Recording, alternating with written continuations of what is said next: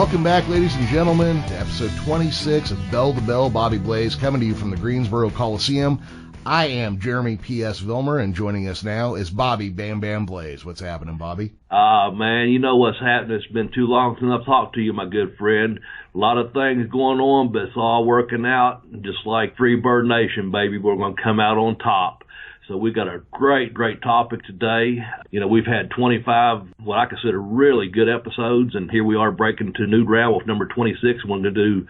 And we could have done a lot of these, but we're going to do the top 10 territories from back in the day. Man, we're going to go over some, give some honorable mentions, shout-outs, and this and that. But, yeah, it's just good to be back on here. As you know, life happens, and, you know, they come along, but you know what? Tough times don't last. Tough people do, and we're tough people, baby. You tell them, P.S. That's right. You can either keep paddling or lay down and die. There you go, man. But we are back here with episode 26, slamming the steel cage door on the wrestling podcast world.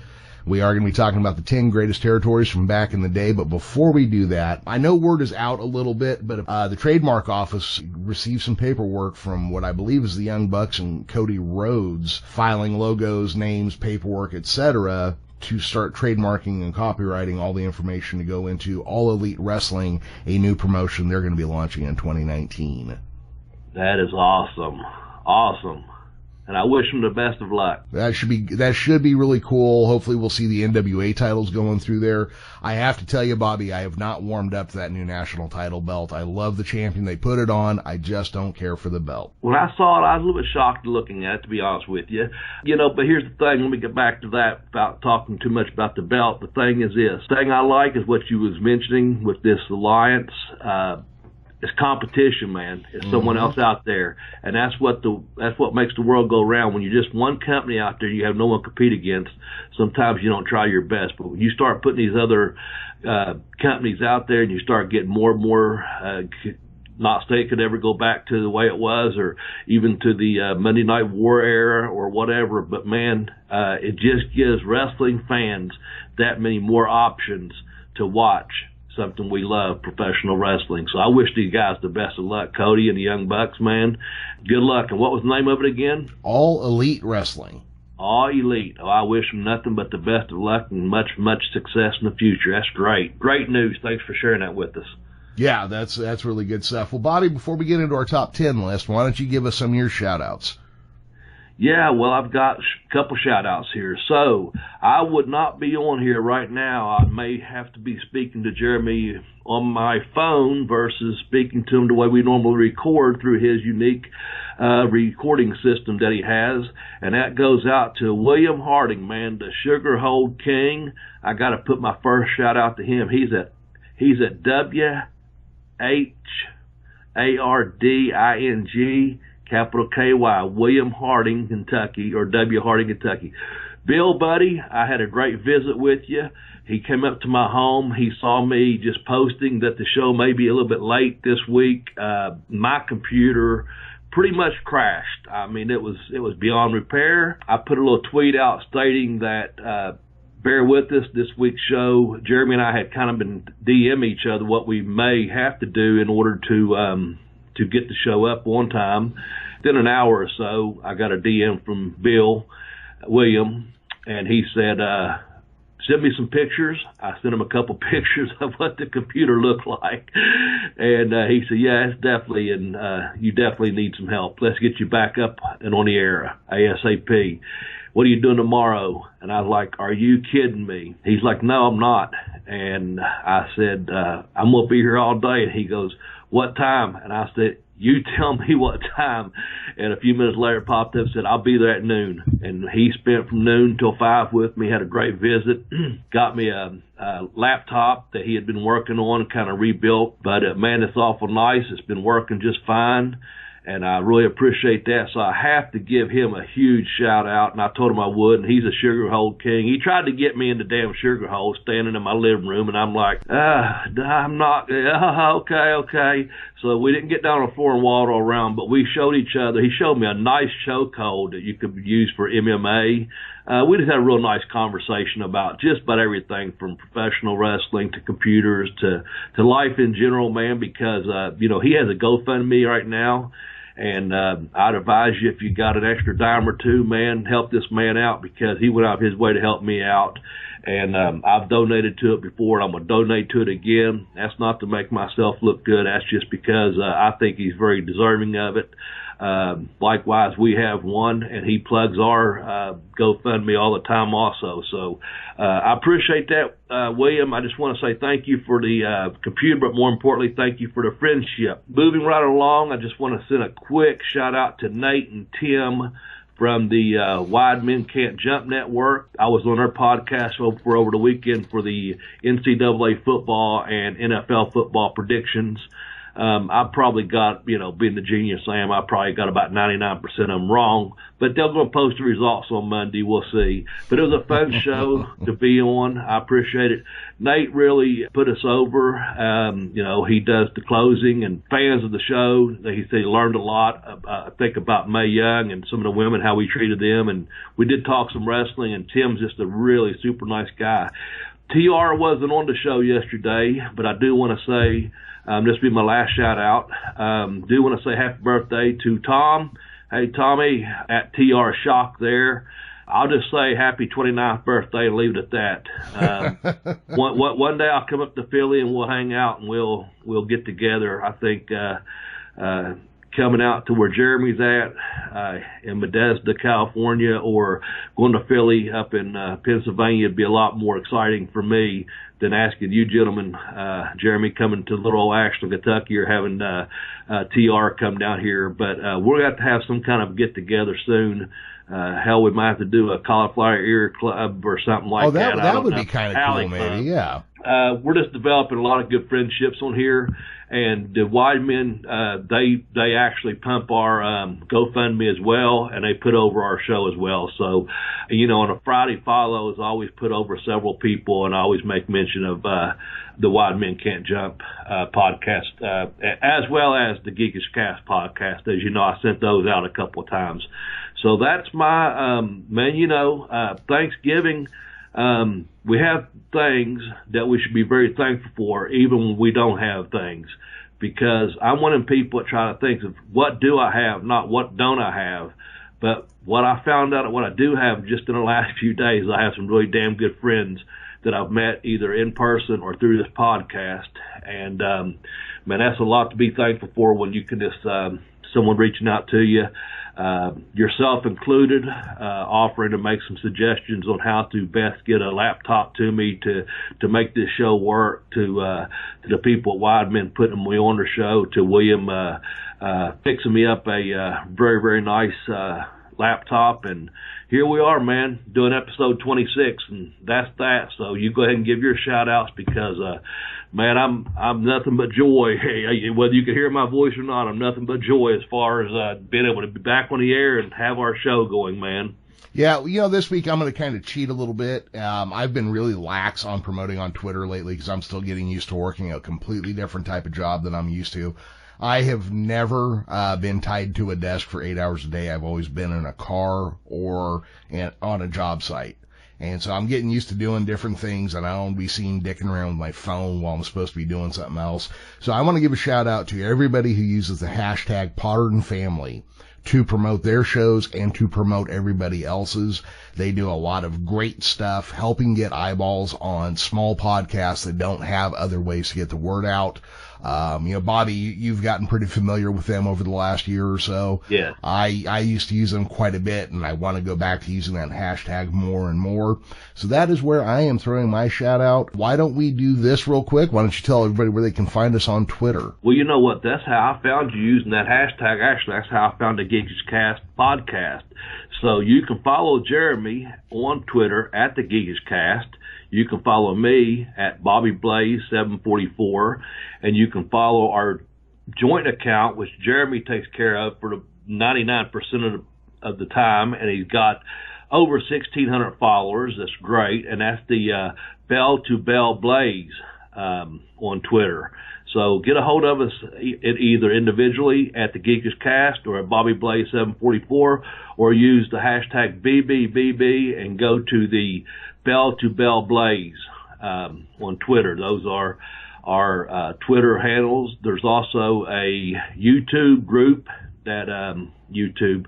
There's a YouTube page ran by Tex. He does some really good graphic stuff for us. And also, what I was trying to say is there's a good Facebook group that Jeremy takes care of. Is that a page and a group? Is that correct? Yeah, we have a page and a group on there. Okay, so good. You just find that by searching Bell to Bell Blaze or Bell to Bell with Bobby Blaze. You'll find it, either one of them. And I also want to remind everybody that this show is sponsored by Bobby's Books, which you can find by going to tinyurl.com/blazebook1 to get Pin Me Pay Me. Or you can go to tinyurl.com/blazebook2 to get I Kicked Out on 2, The Education of a Wrestler. So please read those books. Christmas is coming. If you have wrestling fans who want to see a little bit behind the curtains, or if you know people who were into wrestling during its last golden age of the 90s, of the Monday Night Wars in that period, and would like to see what the life of a wrestler was like, get those books, give them to your friends. Shit, use them to balance the legs on your table. This book will do everything. These books will do everything. I know someone using one of them right now. He told me that he's using it to balance out one of the legs of his pinball machine. Well, I think Bob Cook down in Florida told me he was using it to hold up the leg on his Kiss pinball machine. It may have been an old magazine I was in, but why let the truth stand in the way of a good yarn? I never do. Yeah, he was putting the book underneath her to keep the leg of his balance out his. I think he's probably using it really to leverage it so it wouldn't tilt on him as easy. You know what I'm saying? To get more points on his. Probably his evil. He's got an Evil Knievel and a Kiss pinball machine. So he's using the Pin Me Pay Me book to balance out the leg to cheat on those machines. So buy the damn book. It's good for that. It's good for that. It's good for storytelling. You know, Bobby, with that said, I'm going to start us off on our list of the top 10 greatest territories. I'm going to announce this one. I noticed you put this on the list. I think maybe it could have been higher, but I think you often balance your personal bias with your self-awareness of personal bias. So it comes in at number 10. Number 10 is Smoky Mountain Wrestling, as Bob Cottle used to say. Professional wrestling the way it used to be and the way you like it. Yes, the brainchild of Jim Cornette.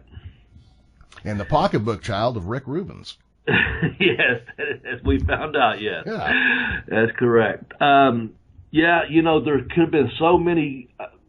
If you go on, we send each other a list. I know all kinds of things are out there. We talk about this on the internet all the time. I found a list of 25, territories before the WWF took over everything, basically. And they mentioned several, and I come up with top 10. I think it's probably higher too, but being biased, I wanted to be modest and biased towards some of the other longer lasting promotions. But Smoky Mountain Wrestling, that's where Jim Cornette gave me my first big break in the U.S. The thing about Smoky Mountain Wrestling, we ran, home office was in Morristown and in Knoxville, Tennessee. That was our main two towns, along with Morristown, Tennessee, and Barbersville, Kentucky. Those were 4 towns we ran every month. We had good TV coverage. We even had some satellite coverage. We had worked everywhere from Freedom Hall in Johnson City to the Knoxville Civic Coliseum to small high school gyms. We had towns like my hometown we ran every 3 months. We had smaller towns. I mentioned a couple weeks back on my 10 greatest matches that I enjoyed. Some of those small towns that just 1,200-1,500 people would be in a building, man, but they'd just be nothing but pure wrestling fans there to see.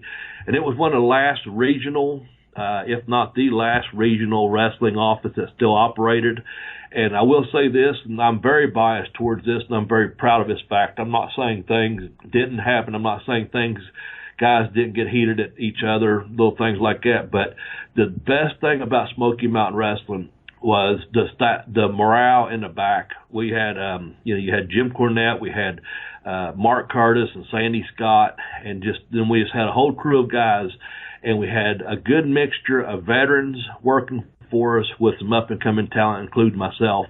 And, man, the fans were were fantastic. I know that sounds kind of crazy, but they really were. They were fanatics, about Smoky Mountain Wrestling, because there was a kind of wrestling that, you didn't see on your Monday nights anymore, where the product had been changing for the last couple of years at that point. And, man, Jim brought back something, and these towns needed, wrestling. They needed something to do for entertainment. How most of these towns had high school football. Other like Knoxville and Johnson City, some of those bigger towns. A lot of smaller towns just had high school football, high school basketball, and your high school sports, and that's about it. And man, when Smoky Mountain come to town, man, people knew we were in town, and it was just a fun territory to work. We did shows in the Carolinas. We went down to North Carolina. We went all the way over to Georgia, did some shows down at the Cobb County Civic Center. We did mostly Virginia, West Virginia, Kentucky. Didn't venture up into Ohio too much. We did some joint shows with Bobby Fulton up there, as well as some joint shows down in some of the Carolinas with some different people too. But yeah, mostly, through Tennessee, Virginia, the Carolinas, and Kentucky and West Virginia, man, we just had a great little region, and it was just a really, really good staff of people, man, that had a good staff, the morale, I guess. And we had good angles, and people busted our ass. I don't remember or recall too many people ever saying no. Seemed like, everyone come in with a good attitude. We had our regular crew, Rock and Roll Express, Dirty White Boy Tracy Smothers, Primetime Brian Lee, myself, and then and Killer Kyle, and then they brought in guys. A young Chris Candido come in, Terry Funk come in for a couple of weeks, Cactus Jack came in for a couple of weeks. Then, of course, some guys got their start there, like the Gangstas and some of the other people that, worked their way up through there, came through that territory. So I could ramble on forever. I hear through his podcast, I think Cornette's got something in the works on a book about Smoky Mountain Wrestling, and I sure hope that's the case, because I'm looking forward to reading it when he does come out with it. But yeah, so number 10 of the all-time greatest territories, being biased, but again, could have put it a little bit higher, Smoky Mountain Wrestling. Yeah, and Smoky Mountain Wrestling, I do want to give a couple nods to, because they really kept the tradition of Southern-style pro wrestling alive in a period where you couldn't really get it anywhere else. WCW had abandoned it. USWA, was this about the time that USWA was becoming formed? Yeah. So even Memphis was not what it had been. So you got more of that Southern brawling style. You got good guys versus bad guys. You got actual heat building where you wanted Jim Cornette to have to kiss somebody's feet. Bobby, obviously too modest to toot your own horn. You were their world champion, where you beat Jerry Lawler and got the not the world championship, but the promotional championship. And you and Chris Candido went back and forth on the American Junior Heavyweight Championship. Yes. So. And that was a beautiful title, by the way. It was beautiful. Yeah, it really was. It's hard to find good pictures of it, but it was a really nice looking belt. And we are in an era of ugly fucking belts, so I do appreciate nice looking titles. Yeah. And I'm going to add this. I don't think anyone will beat me at this point. I am, according to the Wikipedia page and according to everyone I talk to, I am the last and final beat the TV champ. So unless they start up a Smoky Mountain Wrestling with Cornette at the helm again, which I don't see happening, and I don't see my ass getting back on TV to defend it, I am the last of the TV champs to beat the champ. So I'll just throw it out there at you. But yeah, I worked my way up the card, and you listen to Cornette's podcast, he always puts me over in a good way, and I appreciate that so much. And he just started off as when he brought me in, what he saw, what he liked, and how hard I worked and dedicated I was. And then, he never set out to make me his champion. It's just that's the way it worked out. I worked my way into that position. Sometimes talent just rises to the top. So, yeah, I'll go ahead and just say, from working the undercard to working up the third matches to working for the junior heavyweight title and working for the TV title to finally working to the Smoky Mountain heavyweight title against Jerry the King Lawler, yeah, what a great honor to be a part of that organization. One of the last, the dying days of the territories, if you will. The Smoky Mountain Wrestling comes in at number 10. That's right. And then with number 9, we're going to go with Portland, or, it's been through a number of changes, Portland, Pacific Northwest. What's funny is as I was researching all of these, about 70% of them all use the name Big Time, which of course is a warm spot for me because the pro wrestling out of San Francisco used to be called Big Time Wrestling, which came through Modesto, California back in the day. But number 9 is Portland or Pacific Northwest Wrestling. I just want to throw a couple names out there, some of their big stars. Buddy Rose, Ed Wiskowski, Roddy Piper, Jesse Ventura, Lonnie Main, Jimmy Snuka, and Stan Stasiak all came out of that as their home territory. Yeah. And I was surprised, too, when I was reading that, because I didn't know what the one out of San Francisco was called, because I knew there was one out of L.A. and San Francisco, and I saw that it said the Big Time Wrestling, and like you said, it kind of has touches your heart in some way. Mm-hmm. Bobby Fulton at one time, his was known as, Big Time Wrestling. And to me, it's one of those things. I love hearing that too. How simple can it? Where are you going tonight? I'm gonna go see Big Time Wrestling. Yep. Or I'm gonna see Big Time Championship Wrestling or whatever. But it's just one of those things, man. And I found that as well that a lot of those had at one point, used that as their, name. What are you? We're Big Time Wrestling, and we're coming to your area. My great grandmother, who was from the Indian Territories in Oklahoma, is where she was born back in the day, and she lived in this little tin shack over by the river here outside of Modesto when I was a little kid. And she'd sit in her wheelchair with her cane in her hand, watching Big Time Wrestling on a 9-inch black and white TV, smacking the top of the TV. Peck his goddamn head! You peck his goddamn head! Oh man, that's great. That's great, man. See, that's the kind of memories you like to hear. That's just it. But yeah, Portland went through several name changes there, I guess, just little things. Tried to redo it, and when it officially, closed or whatever. But for a while, Portland was one of the best territories, I guess, to go to. I don't know too much about the road to travel, how far and all that, but I just know when I was breaking into the business, it was still a thriving territory where guys were still trying to get booked at to get experience and to make a living.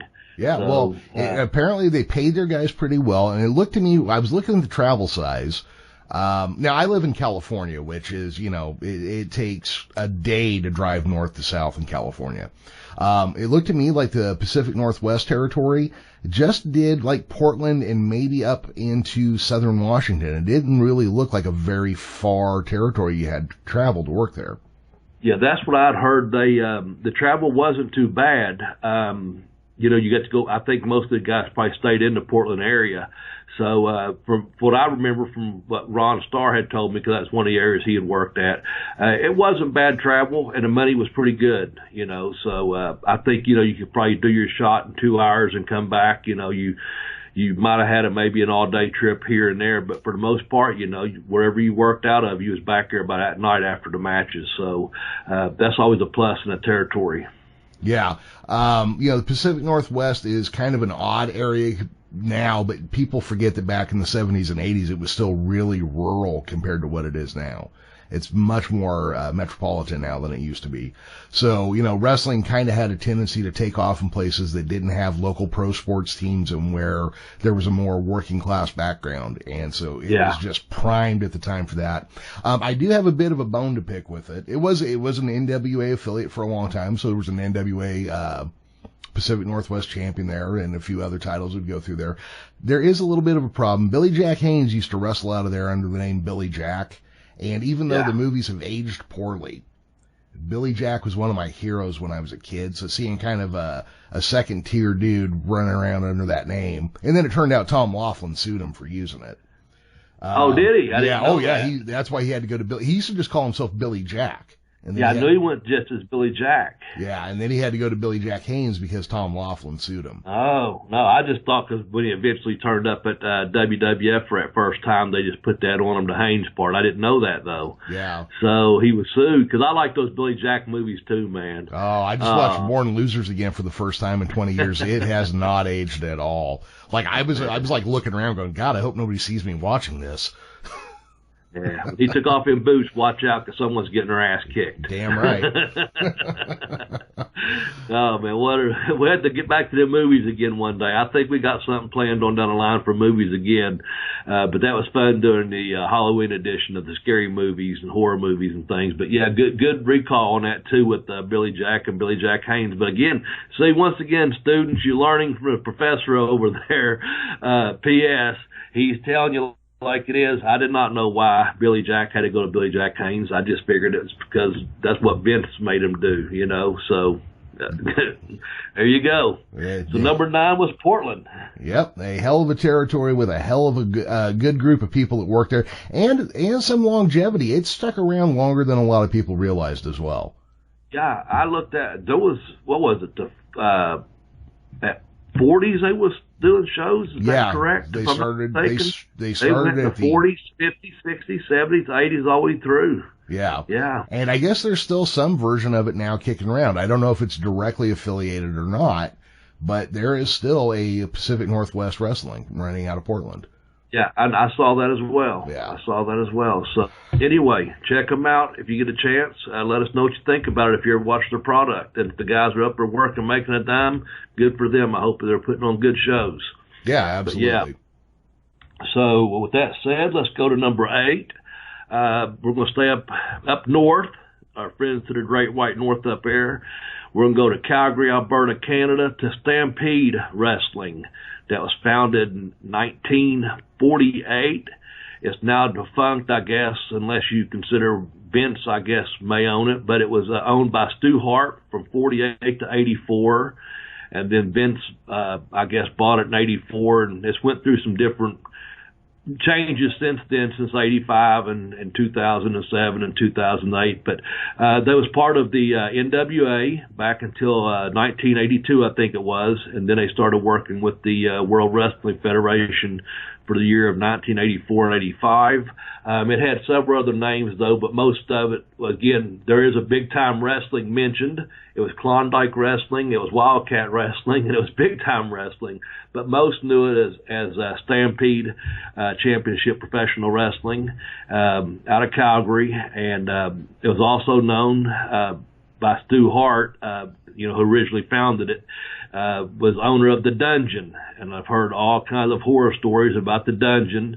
I'm not doubting how tough the Dungeon was, but also, you hear the stories about if you let a guy get you in a hold first, you're already at a big disadvantage. So, I won't do any Stu Hart versions or of his voice or anything, but everyone knows the legend of Stu Hart and the Hart family there, how well known they are, and how many of them are stars, and how many stars were made that worked their way through Stampede Championship Wrestling there. Yeah, so, great technical training. I mean, everybody that came out of there was a hell of a technical wrestler.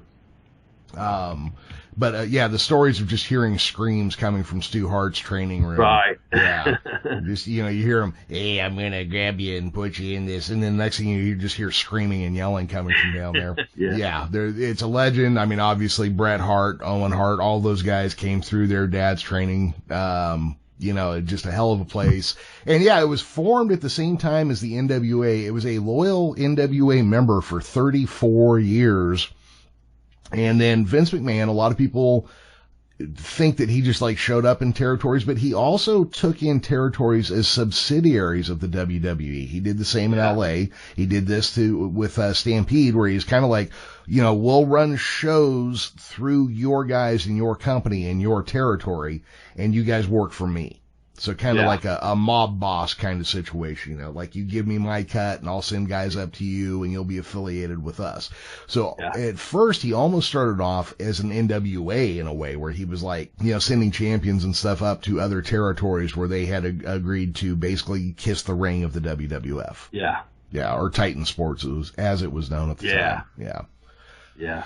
Now, having worked out in Canada, I did not work for Stampede. I know several people that did. I worked out on the East Coast out there at the Maritimes, which got the Atlantic Grand Prix, or the Maritimes, out in New Brunswick, California, Canada. When I worked out there, a lot of the guys had been through Calgary, and they had worked 6 months at Calgary. Where I was at, they only worked 4 months because of the weather. They only did usually June, July, August, September. Sometimes they may start a little bit earlier in May.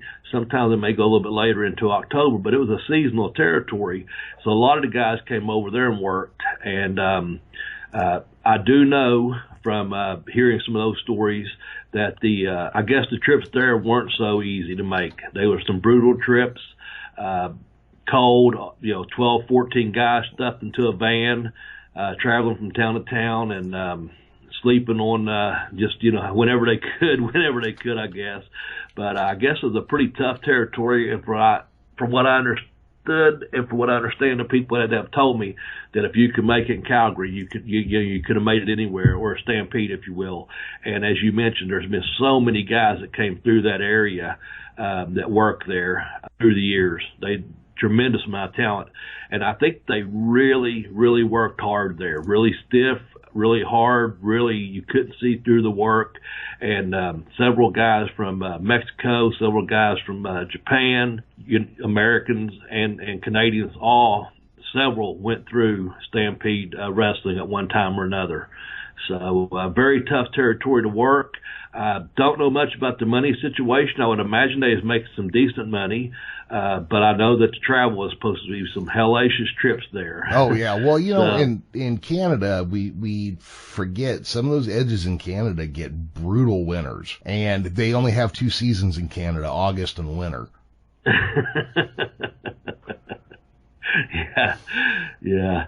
I heard some of those van rides were very brutal too. Bobby Fulton was there. I don't know how long he was there for. He told a couple stories about traveling, and then Eddie Watts also used to tell me some crazy traveling stories where they'd say, you know what, pull the van over. They'd be fighting out in the cold before they even got to the building. It'd be 2 guys out there shooting on each other, trying to get things. So okay, then they can get to the building and actually work, shit like that. So I don't know, maybe cold is not your best friend. No, probably and not. long travels in vans with 12 or 13 other guys that you're trying to get along with are not your best friends. So I like that though. Just like two seasons, August and winter. Yep. Number 7 is World Class Championship Wrestling, WCCW, out of Texas. The Dallas area was its major region, but it traveled around some. So I've told the story before, but I think I'll do it again now just to kind of set this up. Back in 2009, my wife and I lost a child to a drug overdose, and we were both out of work because the recession had just started, so we had nothing to do but sit around and do nothing. So at one point, I started telling my wife, and I hadn't thought of the Von Erichs for years, about the Von Erich family and some of the tragedies that family had been through. So we both kind of developed a fondness for that family just because of, it's that thing where when you've got it bad and you see somebody who's had it worse, your heart really opens to that situation. You know what I mean? Mm-hmm. But I do want to say, back when I was, younger, going into my teen years, and WCCW was syndicated and ESPN was picking it up, the Freebirds were there. Gary Hart was there. It handled betrayal, was like the heart of every story. It was just like it amped up the drama and the tension. And the way the guys worked down there was stiff and nasty, and it was just brutal and over the top. And I loved every minute of it. The Freebirds versus the Von Erichs was outstanding. Ric Flair and his chicken shit way of holding on to the title versus Kerry all those times was just outstanding. And the constant backstabbing. You never knew who was going to turn on who next.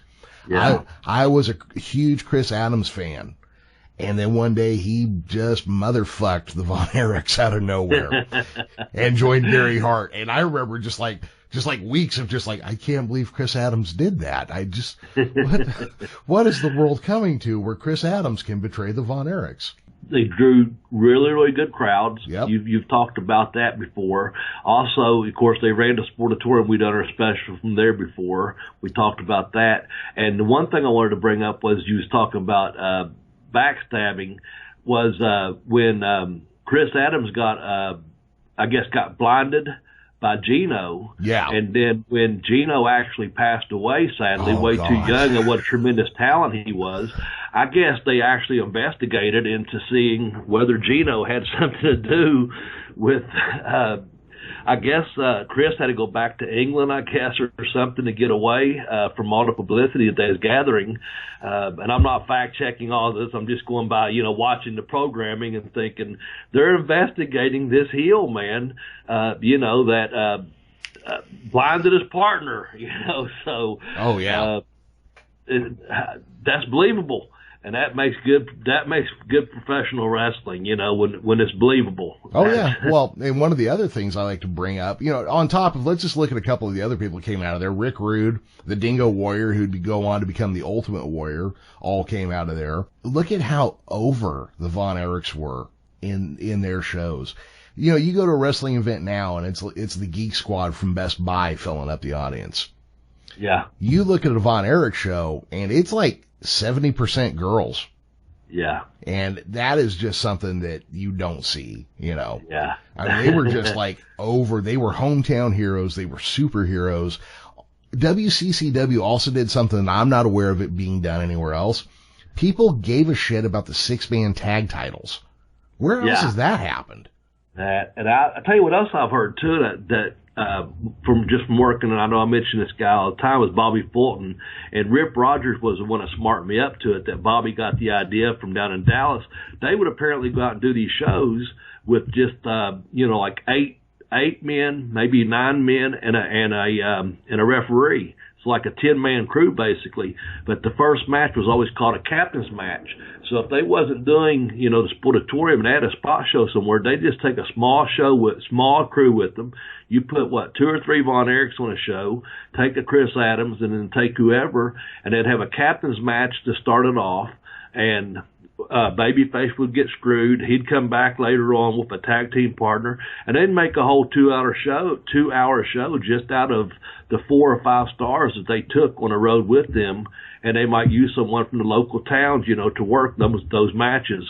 And so they were drawing in small towns because of the power of the TV they had there and the reputation they had, plus the magazine coverage back then. They were always in the magazines. Yep. So they was drawing, just with the smaller crews, were drawing big houses at your local high school gyms and stuff, instead of just the Sportatorium or the eventually the big stadium, So those guys were just over. That's all the superheroes, people believed, Yeah, and it really hit its golden age from like 1982 to 1986. I believe like 1982, towards the end of that year, is when Michael P.S. Hayes slammed Kerry in the head with a cage door. And it kind of continued to grow. They had a satellite deal. They were huge in Israel. You was telling me that. Yeah. They were syndicated across the country. They were, and like you were saying, they ran a small crew typically. And apparently old Fritz was kind of tight with the money, so people would usually show up down there, have a cup of coffee, and split, because that's about how much money you got out of the deal. You can go listen to Jim Cornette's show where he's actually whipped out the check ledger to be like, this night we made $8.15. That's what I was going to refer you to. If you want to know the payoffs, listen to Cornette talk about it. Yeah. I guess they were there for a few weeks, like you said, a cup of coffee and time to go. One thing that come to mind when you was talking about the Freebirds, when he slammed his head into the gate, P.S. The one picture that comes to mind, I still see this from time to time on my timeline, and you probably already know which one I'm talking about. And it's just the irony of it, I guess. You got Kerry with the milk carton, and you got P.S. Hayes with the Jack Daniels bottle. Yeah. And they're standing, and it's just the irony of that is you got your all-American boy, drinking his milk with all his big muscles there, and Kerry, my God, the modern-day warrior, what a physique. He had one of the best that you can imagine. Then you had Michael P.S. Hayes, and he's got his Jack Daniel bottle there. Yep. And so that picture, just when I see that, every time I see it, I just kind of crack up at it like, man, how just the irony of it, but also just the believability of it at that time too, because that's what was being portrayed. Absolutely. Well, first I got something to add to that before I do that. I better correct us. It was Bam Bam that slammed the door on Kerry's head. Okay. Michael was working as the ref, and Bam Bam slammed the door on him because a year later Fritz slammed the door on Bam Bam, and of course the crowd went wild. At one point, I don't remember which of the brothers or if it was more than one, they got busted in an airport with drugs on them, the Von Erichs. And on the show, they actually went as far as to say that Michael Hayes had planted drugs in their luggage. Oh, man. Yeah. Well, and then you can imagine some of the wild times those guys had, man, just doing stuff like that, but getting over like they did too. So, and I think Kevin, he's contacted the show a couple of times. So maybe if he's listening, we'll give a shout out there to Kevin Von Erich. Oh yeah, absolutely. I mean, I got to make my jealous noise because in Hawaii, right? Well, he's in Hawaii now, but Kevin contacted Bobby, not the show. So this is my jealous noise. Okay, I got that out of my system now. Well, he put it over. How's that? Oh, You're no, a part did. of the He damn did, show, absolutely. okay? Yeah. And so while we're talking about that, let me throw this out there. You come up with the PS and then the Bam Bam. Tex told me he felt like a little bit, he didn't mind the shout outs as much anymore for doing graphics, and said he was coming off one night, I guess. I don't know. Take it for what it's worth. I just say congratulations on that. But you're the Buddy Jack, so don't worry about it. So, Buddy Jack, Tex Johnson out there, let's give our props to him for doing our graphics and keeping up the YouTube page, because he said he kind of felt like being Buddy Jack in the wings of Jeremy and Bobby. So, yeah. And the good news is there. If any of us have to face Iceman King Parsons in a hair match, that means it's Tex and not us. There you go. That's right. There you go. So that's getting over there. Number 7, WCCW, World Class Championship Wrestling, man. That's pretty over. That's one of the greatest territories of all time to work for, apparently, at least on our list it is. So, and again, this is our list, and it can be subject to change and objectified, subdivided, whatever you want to call it, man, because there's a lot of places at the time, at one point in time, I should say, you could go to, and you would, Jeremy's explained this before on the show, you'd work somewhere 4 or 6 months, half a year. I know at 6 months, half a year, the same thing. I'm just saying you could work, and then you could travel to, if your act got stale or if you wasn't getting over, you'd go somewhere else. You may stay there for 18 months and get over and perfect your gimmick and come back and work another 2 years back in a territory you had just left, but you always had somewhere to go.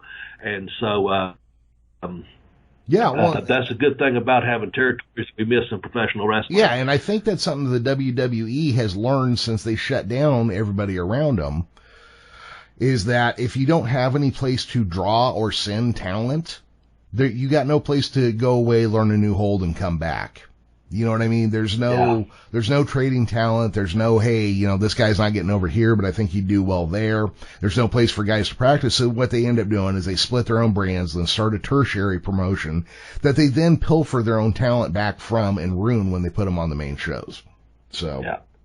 And I saw this a few years back, and I think it has changed a little bit. There was a time I kept seeing some cookie cutter wrestlers, and that's not a dig towards anyone working for that company. I'm just saying I would see some of the guys doing some of the same things on the card, and I'm thinking, used to, if someone had a finish, you did not do that finish during your match. If someone done certain moves or a move sequence, I was seeing some of the same guys. You had a lot of the same body types, a lot of the same interview types, a lot of the same, move sets. And they've kind of gotten away from that now, and I'm glad, because it did go through a period of that. But I think what's happened is they've taken some guys that have worked over in Japan. We mentioned, I haven't mentioned it yet. I was going to mention, there used to be places you'd go, like, you can still go to Japan. They got several offices over there. You got Mexico. You can still go there. Puerto Rico, I don't even want to talk about that. Fuck Puerto Rico. Some places in Canada. But you can go, and when the guys getting these 7, 8, 10 years in working somewhere else, when they do show up and they have someone to work with to show them something different.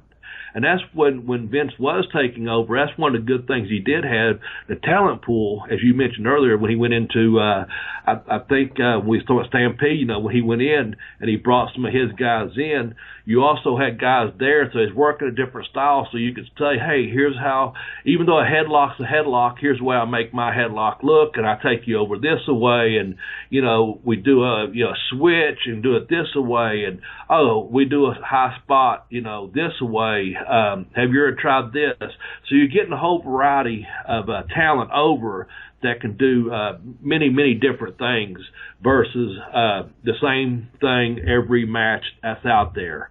So it's always good when you can have guys that come in that have, 5, 7, 10 years experience. The person that comes to mind for me is Ted DiBiase from Mid-South there, going to when he went to WWF. He had been in Georgia at one time, but when he came in up there, he brought something different. He was big, he was strong, and of course he had a gimmick, that was different than Ted DiBiase. He was the $1 Million Man, but he had such a different moveset, but he got all that. He come from a wrestling background, but also he got to wrestle guys like Duggan and JYD and had Watts as a boss and had all these different people to work with. And I think that's what's kind of missing. And I know we went off on a little bit of a tangent on that without trying to, but, that's the thing about the, World, Class Championship Wrestling. So many guys was in and out of there that was talented, that could work, and that did go on to do other, work other places as well. So yeah, absolutely. Anyway, that's that. Anything else about number 7? No, it's just I was always a fan, and then after what happened to my family, I became a bigger fan just because of, life changes you, and sometimes things that were kind of important in the past seem like bigger and better, when you get closer to them or further away or however that works. But WCW had a warm spot in my heart when I was younger, and then because of things I went through in my life, has a warmer spot now. I'm sure nostalgia color glasses help, but I'll tell you what, besides the chance of the crowd, when I go back and watch a WCCW match, they're still thrilling to watch. Yeah, I agree with that. Yeah. Always. Well, let's go to number 6, and that is Georgia Championship Wrestling. And that was on WTBS. I know professional wrestling was one of Ted Turner's early money makers when he was first getting into TV. So he always said that he'd have professional wrestling on his programs. I read that in from one of his books. It was I read the Reader's Digest version. But yeah, that was one of the first things that made money for WTBS was the Georgia Championship Wrestling. I didn't know this, that Paul Jones had been an owner. I did look at that, but I knew Jim Barnett had been a part of it. I knew Jack and Jerry Briscoe had been parts of it. And then Ole, I knew he had a part of it at one time. And eventually, of course, we keep going back to Vincent, eventually, took over part of it and eventually all of it, I guess. But the best thing I can say, not the best thing, I could talk about it all day. One of the best thing I can say, of course, is one Saturday evening, man, I was a junior in high school, and and I've told this story before, but real briefly, man, I was waiting for a couple of my buddies to come pick me up, and I was going to be where I lived at, I was going to be the third one picked up, and my brother was sitting there watching TV, and Georgia Championship Wrestling came on, because we got this new superstation, Channel 17, the superstation out of Atlanta, Georgia, and we was watching TV, and there was professional wrestling, and like, what the heck? Oh man. And so all of a sudden my phone rang, and one of my buddies said, "Hey man, we want to watch this. Turn it on this channel. This is, you know," and it was actually channel 6 on our cable system.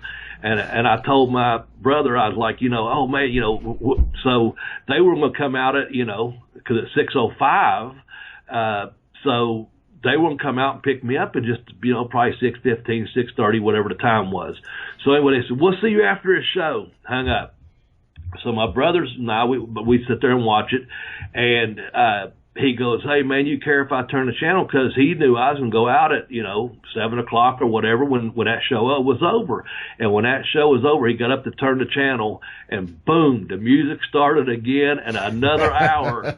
Hour number 2. Hour number 2, man. And my phone rang again. They said, "Hey, it's still on. It's still on." I know I didn't leave the house that night, you know, until 2 hours past the time we were going to go leave. We were going to go up to like Huntington, West Virginia, to the pub or somewhere, you know, something we did back in the day. But yeah, those first 2 hours, man. Then of course they had a complimentary show. It came out on Sunday evening as well. But yeah, that's when Georgia Championship Wrestling, all through the 70s and 80s, man, they just ruled. You had Gordon Soley on there, you know. I think his sidekick was Freddie Brown sometimes, was on there. But man, that and the stars they had, you got to see. And you know, the thing is, I don't know at that point. At my age, I guess I did start to understand, you know, like it was easy to determine, you know, growing up on Memphis is one thing, but when you turn on TBS, you see these big stars, and you start to understand what squash matches are. Even though I didn't know that's what it was back then. Us guys would get beat up, you know. It'd be someone on there, and then be one of the big stars, and then of course after that they had interview time with, you know, they got time to talk and get over. So it was just apparently the Georgia territory was a great territory to work. Getting the road trips, from my understanding, you know, one of the ones, you know, if you lived in Atlanta area or Macon or wherever, you can get just about Birmingham's like an hour and a half one way. You can go to Rome, Georgia, 70 miles one way. You can go to Macon, Georgia, 75 another way. All the road trips, you know, you could be back home late that evening after the show. So from my understanding, it was all making really, really good money. They eventually went up to, they used to come through here to Columbus, Ohio, Huntington, West Virginia, Charleston, West Virginia, and those areas. They bring it, and they went up to Michigan a little bit, but after that, I don't know what happened. History-wise, I guess once they got that big on that, you know, they started going just what we talked about before in WCW, as it got sold out to when Turner ended up buying them in '88, and they started branching out. They got too far away from their home base, if you will, which we'll get into that another time. But basically, yep. Georgia Championship Wrestling, just that company, and I think they had a sister company too, as a Championship Wrestling from Georgia. So they had enough little towns to go to, man, where everyone can make a dime and be on TV. And I guess, you know, using Tommy Rich as an example, man, once you went on that Georgia Championship Wrestling and your face was seen, you was over, you know, because I've heard him tell a story about actually going out to work for Fritz, and it went back to I think he went to Watts and Fritz, and he got like $150. Everyone in the world knew who he was. It's someone to shoot interviews, but basically he told Barnett, he said, "I'm not going back." And he said, "Why not?" And he said, because he went all the way to like the Superdome. They had like $10,000 house or something. He got $150.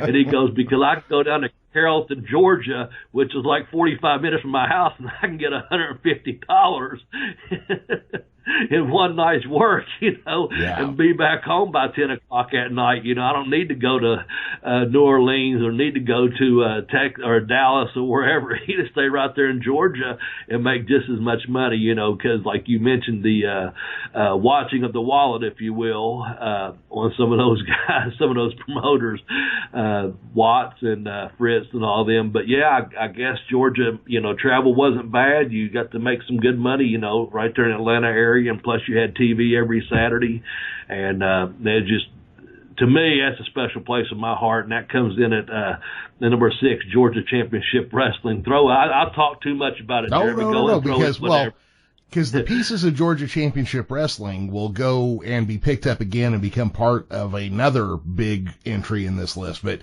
I do want to say that there is some speculation. Mainly Roddy Piper once said that Jim Barnett was trying to go national with TBS. And that was in the late 70s as cable was beginning to spread through the country. They had GCW was on TBS, and TBS was in like 35% of American homes at the time. So it upset other NWA promoters. Regional promoters are like, fuck, you're running NWA shows on everybody's TV on Saturday and Sunday. What are we supposed to do? And then, Barnett's just like, oh, my boy, don't worry about it. We got just our local guys, and you got your guys over there. Yeah. So there was one day, what year was this, Bobby? 82? 83? I want to say it was 84. 84, that sounds right. So I'm doing some of this from memory right now. So everybody goes to turn on their Gordon Soley Wrestling on Saturday. And there's hi, everybody. I'm Vincent McMahon from up north, and I'm down here to show you why our wrestling is better. Yep. So McMahon had misestimated on a few points. First off, Connecticut Northeast Coast Wrestling used cartoon characters and squash matches, which was not what Southern viewers wanted to see. Southern viewers wanted to see athletic, competitive matches. Also, he wasn't familiar with the term carpetbagger, apparently, which is where somebody from the North went to the South during Reconstruction and got rich on the backs of Southern workers who were just coming out of a crushing Civil War. And so they weren't liking the idea of a Yankee coming down there telling them why their wrestling was shitty. So he overreached in two severe ways, which led to something we'll bring up a little bit later. But that was Black Saturday, was the first day that McMahon showed up on TBS. Now, I'm going to go as far as saying I don't think it was 82 or 83, because I want to say when that happened in 84, I was in front of a TV and I was in college. And I saw that happen. That's why I'm not going to fact check it, but just take me for my memory on it. I must say it happened on a Saturday in 1984. No, I think you're right. I think that does stand out. And I believe what happened was the Briscoes and Barnett took a deal from McMahon and sold him controlling interest in Georgia Championship Wrestling. Is what I kind of remember, which is going to set the stage for something that happens later. But I believe that's how McMahon was able to get controlling interest in a company. And almost immediately, TBS, Ole Anderson, everybody else realized that it was not going to work, because you can't have carpetbaggers and scallywags running pro wrestling in Georgia. Yeah. So, anyway, Championship Wrestling, Georgia Championship Wrestling comes in at number 6, and I do think Vince did try to take over in 84, and again, we'll have some more details on some more of that here in just a little bit, because it does tie into some other stories. With that said, Jeremy, how about we do two things? Let me give us a rundown of the number 10 through 6 spots before we hit our top 5, and you plug the books one more time. How's that? That sounds like a great idea. Episode 26, we're at the Greensboro Coliseum. I don't even think we talked too much about that, by the way. We jumped right into it. That was the granddaddy, Starrcade, the granddaddy of all the big wrestling events took place there. But going back to number 10 of the greatest territory to work back in the day, Smoky Mountain Wrestling. Number 9, Portland. Number 8 was Stampede. Number 7 was WCCW, World Championship Wrestling, based out of Dallas. And then Georgia Championship Wrestling, based out of Atlanta, Georgia. And then we're going to get into our top 5 as soon as Jeremy gives us a rundown on how to best sponsor this show. And we do need some sponsorships out there, because it's just so much better. It makes things so much more relaxed when you have just that little bit of cushion to help with our hosting fees, and no one's trying to get rich off of you guys. We're just letting you know, hey, just give us a little bit and we'll give you a whole lot back in return. Absolutely. So everybody, I do want you to remember, you can buy Bobby's books. Well, he's got more than 2 on Amazon now, but the 2 main ones we talk about are Pin Me Pay Me, Pin Me Pay Me, Have Boots Will Travel, which you can get by going to tinyurl.com/blazebook1, or I kicked out onto the Education of Wrestler, which you can go to by going to tinyurl.com/blazebook2. It just takes you to a page on Amazon. It doesn't cost you anything. It's nothing extra. It just helps us out. And if you buy something else while you're there after taking that link, I think we get a little piece of that as well. That being said, if you do have a company that would appeal to pro wrestling fans, classic pro wrestling fans, pop culture fans, wrestling guys like us who do, or a wrestling guy like Bobby who likes to bullshit with a wrestling fan like myself, reach out to us. Let us know. We would like to bring on a couple small sponsors, responsible products who actually have something to offer our listeners, but we would like to form a couple business relationships going forward just to kind of help buffer some of the costs incurred in doing this show. I did have to take about a 50% pay cut this year, so what used to be a no-brainer for me hosting a show became a little more of a, I have to now remember I spend money every month doing this, and I would like to start advertising the show more as well. So if you do have a product you think would appeal to our listeners, please reach out to us. You can find us on Twitter. You can find us on Facebook. You can email me at jvilmer@gmail.com, and I will get back to you as soon as possible. So, Bobby, shall we go forward? Yeah. Well, I was just going to say, we also have that GoFundMe out there. We're only $150 short on it. If you could send out anything, $5, $10 here or there, that's great. If you send out $20 or more, I'll make sure you get a book or a T-shirt sent to you. And also take in consideration that money, the $20 hosting fee, is always trying to do is try to make it for 18 months. Here we are at episode 26, and I think we're doing pretty damn good. I just wanted to point out that with Jeremy, not even mentioning really necessarily that he had to take a pay cut, the bottom line is Jeremy directs this program, he produces this program, he edits this program, and he does on his time and his dime.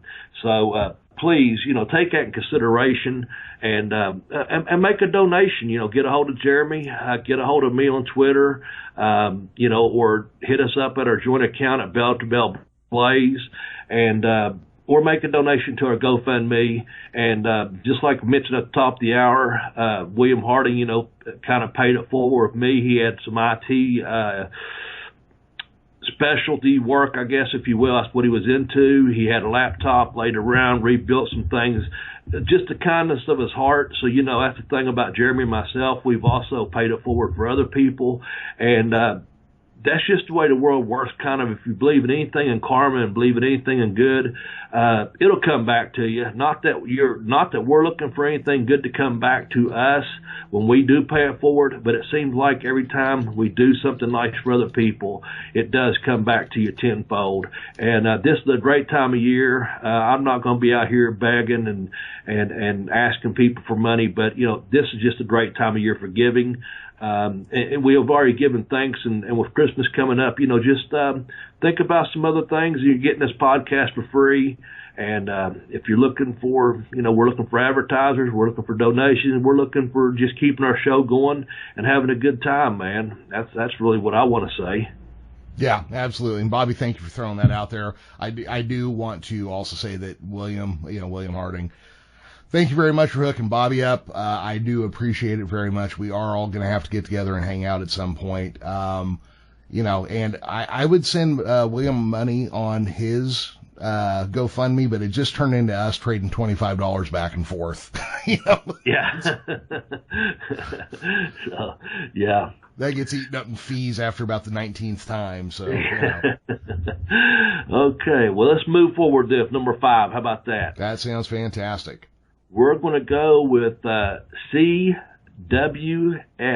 That's Championship Wrestling from Florida. And they were based out of Tampa, Florida. And I'm going to let you talk a little bit about it, and then I'll tell you a little bit about what I know about it, if that's okay. Yeah, that's fine. You're going to know a little bit more about it. So I'm going to list off some names. You tell me if any of these sound familiar to you.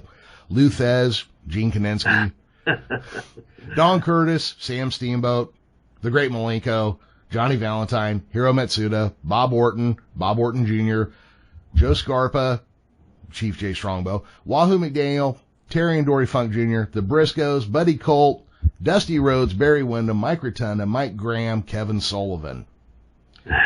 All came through CWF. That is literally a who's who of pro fucking wrestling. You could list half those names and you've got wrestling royalty. So a lot of talent went through there. CWF did not reach as far as my home base, so I did not see a lot of the programming. I believe it is available for you to find out there in the Wild West now, but it was a who's who of pro wrestling. You can only imagine if that was the wrestling talent, what the booking and everything else must have been like. Yeah. The championship wrestling from Florida, like you said, to me, it's a who's who. It seemed like everyone that was anyone in professional wrestling went through, Florida Championship Wrestling or Championship Wrestling from Florida. I wasn't lucky enough growing up to see a lot of it. We didn't get it. Every once in a while on the Georgia Championship Wrestling that we just mentioned, they would show, because Gordon Soley also did the voice down in Florida. They would show something that may have happened, a title change or something that was taking place. Again, it's based out of Tampa. They were, he mentioned Eddie Graham, Hiro Matsuda. I mean, it's just they had tremendous talent that came and worked through there. And the main thing, I guess, is the brilliance, and it's all you hear about, is the brilliance of Eddie Graham, and he, just his booking, the way he did it. Also, I guess the travel, you would do Tampa on a Tuesday night, and heck, I used to know the schedule. I'm drawing a blank on Orlando was Sundays. I know that. Miami was maybe a Saturday show, but anyway, nonetheless, people loved working at territory because apparently the money was pretty good, the weather was excellent, and also the travel. You might do 5 hours down to Miami from Tampa, and then some guys even took a plane and to be back home in 45 minutes after the matches and stuff. So and then the booking, they just took so many, not just because I guess Eddie Graham booked it. He also, guys like Kevin Sullivan and Dusty Rhodes, they took so much from Graham as well that led on to other great territories opening up, just from their knowledge that they took away from the way Florida had been booked. I hope I'm saying that right. And like you said, there's so many title changes through there. Dory and Terry Funk and Thez and Harley Race, and of course my trainer Drake Malenko come through there. Him and Eddie Grant had a tremendous Drew Money back in the day. They worked on Tampa at the I think it's the Helmsley National Armory. Now it's if I'm not mistaken, it's a Jewish community center, and they've got a Hall of Fame wall down there that has a list of all the wrestlers that performed there back in the day. And I know one of the stories that Malenko told me, and I just want to share it with you. And again, there's so many different things you can go to. One thing I was going to say is when I got down to train, I realized growing up on Memphis wrestling how many talented guys I had seen come through there. But when I got to Tampa and started training and stuff, guys actually had some, VHS tapes, and I got to go back and look at and watch some of those. So it wasn't until I was a little bit older before I actually got to watch some of the championship wrestling in Florida. And that's when I knew, and now I know, of course, for sure, how many of the top talented guys that came through that area of wrestling back in the day. Back to the one story I wanted to say, and I know Malenko told me this, before his match with Eddie Graham, he had pranced around the ring, if you will, or what have you, and he took his false teeth out and set them at the edge of the ring. And what he did, Eddie Graham stomped them and smashed his teeth out that was sitting on the apron. And I guess they had drawn about 2,000 people at the time. And Malenko said, like, next week, of course, he went on and done the interview without his teeth in, and, what kind of man would, what kind of baby face would crush a man's teeth and do this and break his false teeth. And, do the whole program. But anyway, the next week, of course, they drew like 4,000 people, like doubled the house, man, because they wanted to see that, that battle. And you can go out and check it out. I'm sure it's out there somewhere. You can also fact check it if you want. I'm just going by hearsay of what I heard. And then, of course, Malenko come out with a bust of himself, tell him, he is the professor, he's the great one, just all those different things. And then we've talked before about Kevin Sullivan and his influence on Florida, back in Malenko that carried the company pretty much in the 70s, him and Graham, then later on Dusty and Sullivan carrying on their back through the early 80s there. So just a lot of good people came through Championship Wrestling from Florida. From my understanding, one of the great, even though we got it number 5, one of the great offices to work for due to the money, due to the travel, and due to the talent you had to work with. And all the guys that broke in there's a lot of guys that broke in Tampa in Championship Wrestling from Florida. Yeah, no, I would like to know more about it. It's just geographically, it's literally the other side of the country. So I missed out on a lot of it, but I mean, you can tell that this is probably where Dusty cut his teeth as a booker. It's probably where Kevin Sullivan did the same. It's just a lot of great talent that he come through there. And that's why I say I got every once in a while Georgia Championship Wrestling, they would show a little clip or something that may have happened in Miami or it may have happened in Tampa or something. And of course it wouldn't be a full match. But then also it wasn't until I was down there and got to train and actually see some VHS tapes when I was a little bit older before I got to watch it. But yeah, I'm a little bit jealous of all those guys that got to grow up watching that as fans.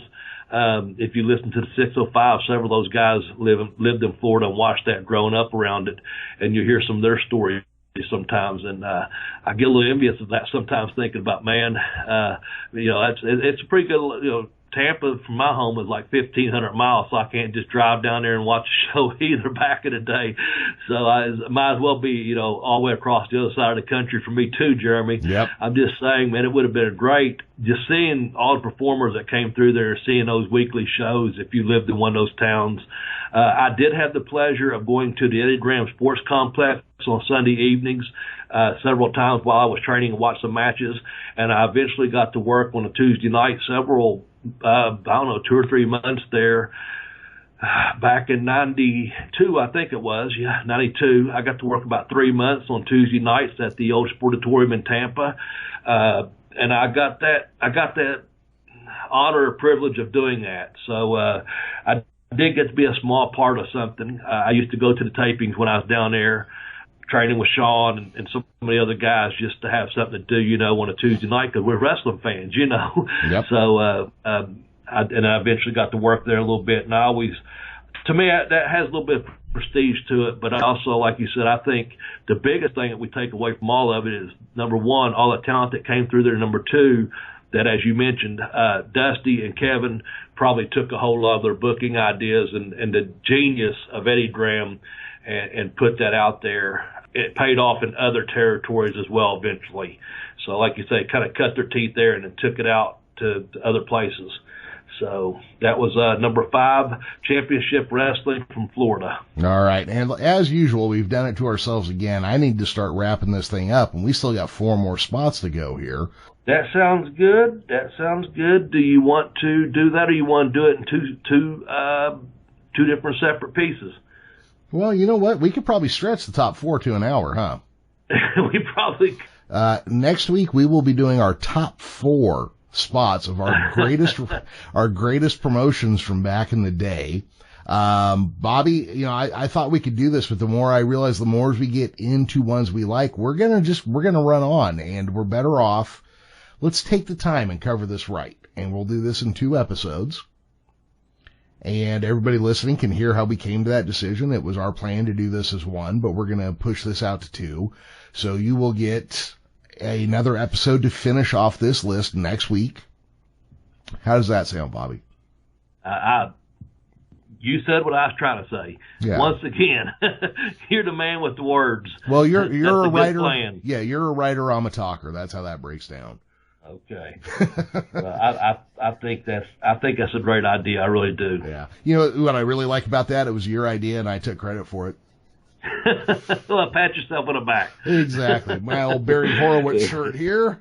There you go. There we go. All right. Well, Bobby, thank you for being free to record with me today. I got to give another shout out to, William. Thank you for making it possible, because I was going to have to just mail Bobby some quarters and have him call from a payphone, and you got better luck of getting polio than you do a payphone these days. Oh, Lord, yeah. So, no, I'm glad we got this much recorded, and we'll pick up and we'll start and give you our top 4 territories of the greatest top 10 territories to work back in the day. So we hope you've enjoyed numbers 10, 9, 8, 7, 6, 5, and leave it at that. Yep. That's all you're getting. So, again, thank you everybody for listening. Bobby, thank you for being here. William, thanks for your help. And for Bobby, Blaze, and myself, bye-bye, everybody.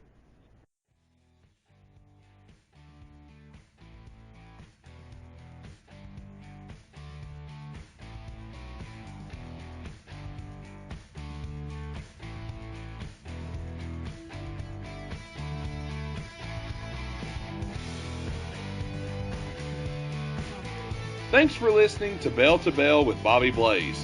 You can follow the show on Twitter at Bell to Bell Blaze. You can also follow Bobby on Twitter at BobbyBlaze744 and Jeremy on Twitter at The Geekish Cast. To purchase one of Bobby's books, you can visit tinyurl.com/blazebook1 to purchase Pin Me, Pay Me, Have Boots, Will Travel. And you can visit tinyurl.com/blazebook2 to get I Kicked Out on 2, The Education of a Wrestler. To donate to the show's podcast hosting fees, you can visit gofundme.com/Bell to Bell podcast hosting fees. Be sure to include a hyphen in every word in Bell to Bell podcast hosting fees. If you follow and listen to the show on Apple Podcasts, please leave a 5-star review. Be sure to share the show with any wrestling fan you may know, and get on the Facebook page where you can keep up with Bell to Bell fans just like you. Again, thanks for listening to the program, and look for the show again next time.